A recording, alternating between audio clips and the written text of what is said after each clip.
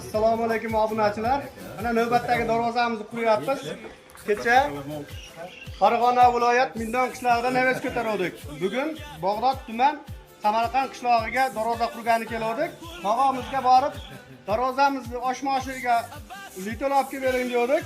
Mana o'sha mashhur magazinda ishlaydigan Begzod akam shuncha litol berib yuboribdi mana.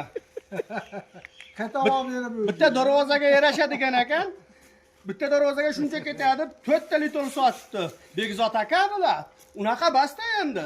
Maqsad pul ishlashmi? Bitta ham yetardi-ku. Shu darvozamizni qurganmiz. Shu darvozamizni yog'lab qo'ygan oshmoshlarni litol so'radik. Begzod akam 4 ta berib yuboribdi. Begzod akamga jo'natib qo'yinglar, litolni 4tasini, 3tasini qaytarib olsin. Joninglar sog' bo'lsin.